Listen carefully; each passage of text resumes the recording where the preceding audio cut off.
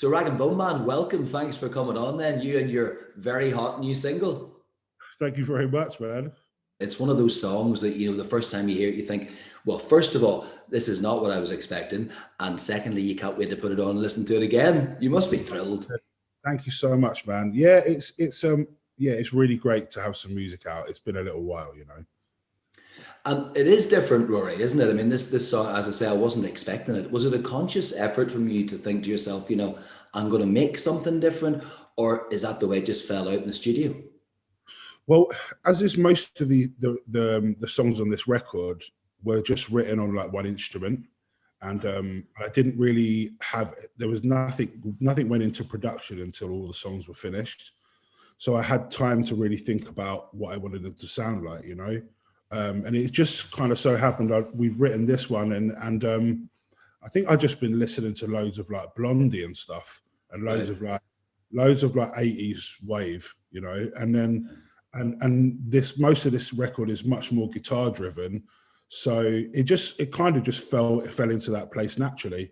And it is a very eclectic album. It takes from a lot more of like rock and roll and kind of folky kind of music as well. So it's kind of very different to the last record. It doesn't really take influence from blues and soul and hip hop as much. It's much more rock and roll, and that's that kind of vibe. No, I love the guitars on it, and it sounds. I mean, obviously, it wasn't in the studio in Nashville when you did it, but it sounds to me like it was almost played live in a kind of an old school way. It almost feels in a circle. Every single record on the album was recorded like that, and we only had 7 days to do the whole thing. So it was. I took a couple of band members from my band in the UK. We commandeered this drummer called Darry Jones, who's like Jack White's drummer, and then we got Wendy Melvin from Prince and the Revolution to play guitar on it, and yeah, I wanted people to feel like they were in the room when they were listening to it, and I think it's turned out like that, so I'm very pleased. Yeah, no, it has. It's got a real attack to it. It's sort of like, as I say, maybe old school recording. You watch documentaries of bands from decades ago, and they're kind of in that circle feeding off each other. So it must have been fun to record. Man, it was great fun, and you're with people in the same room, so you do catch a vibe, and there's no oh, go back and overdub this bit. It's like, let's just carry on until we get the take that we want, and let's use that whole take, and not try and splice little bits together, because I really wanted that live feeling. So it was so much fun. Well, on the single, for example, All You Ever Wanted, I mean, was that a first take vocal? Yeah, I think so. I think it was like take one or take two. Yeah. Right. Yeah. But you can feel that, that's the thing, is the energy comes across that way. Yeah, and I think because this is the first time I've really recorded like that. I mean, we have recorded live stuff like that before, but in terms of like a actual album material, the first time we've really done it like that. And I have to say, I don't think I'll go back to any other way of doing it, because there is such a vibe in the room, and that's what it's all about. Well, that's great. And for people who don't know, you went off to Nashville with Mikelizonda, who's done, like Eminem, 50 Cent. What surprised me, though, was it didn't sound like any of their records, which must have been great for him to work on as well. He's come out of himself in that way.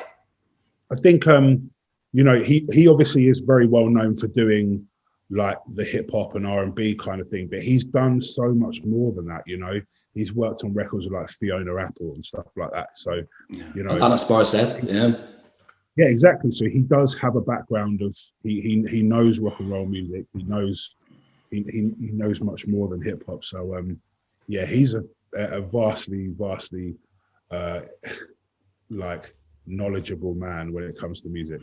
Yeah, and the thing is, well, I'm right in saying you just got it in the can, didn't you, before the pandemic? Was it that close?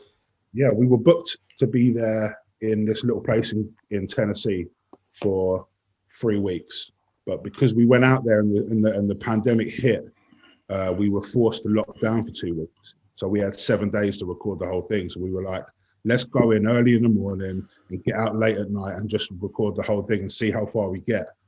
And on the last day before we left for the airport, we recorded the last song. It was it was literally down to the knuckle. And then, of course, once it's recorded and once you're heading home, then the world completely changed for us all. How are you getting on yourself? I'm good actually. I've really lucky to have had a lot of stuff to do. We started these like live sessions down in my studio. So we're recording like 1 or 2 of those every week. So I still getting to see people through work. And then, you know, I live in this really like rural area where there's like forest and it's proper country around here, you know, and me and my little boy's only 3, so he's not at school yet. Right. We get to spend a lot of days walking around the woods with the dog and stuff. And I think that's really kept me pretty sane, to be honest. Yeah, of course. I really, really do feel for people that live in cities that don't have that sort of opportunity, that really must feel very trapped. So I'm lucky to have this. Yeah, and you know, as well, Rory, for creative people, sometimes a bit of solitude and being, you know, just sort of being in your own space can be effective. But then the problem comes up that you need to perform as well. I'm sure you're so missing performance. Yeah, I think that, like, yeah, it's difficult, especially coming towards releasing this record, because I had, you know, unlike any other record I've done before, it was in my mind the whole time, how's this going to be live? So it really affected the way that we produced the album and stuff. Then not to have that as like an end goal was to be like, you know, we're going to be on stage performing it this summer. We're not. So it's like, I know. It's kind of upsetting in a way, but I still really want people to hear it, and hopefully like we'll be able to play it next year. Yeah, in the hopefully not too distant future, people will be so aware of those songs. That's that slight upside to it. You know, when you put an album out and you gig the next week, people are kind of getting used to it. Those will be well ingrained. Yeah, hopefully, man. Yeah, of course. Well, look, pleasure to talk to you, Rory. I wish you all the best with the single is class. And thank you so much, man. No, pleasure. And when we can get those gigs on the go, I think Belfast has to be on the schedule, doesn't it? For real. Yeah, we've only played it once, but yeah, we want to come back for 100%. Okay, man. Take it easy, fella. See you soon. Thanks a lot, man. Take care, bro.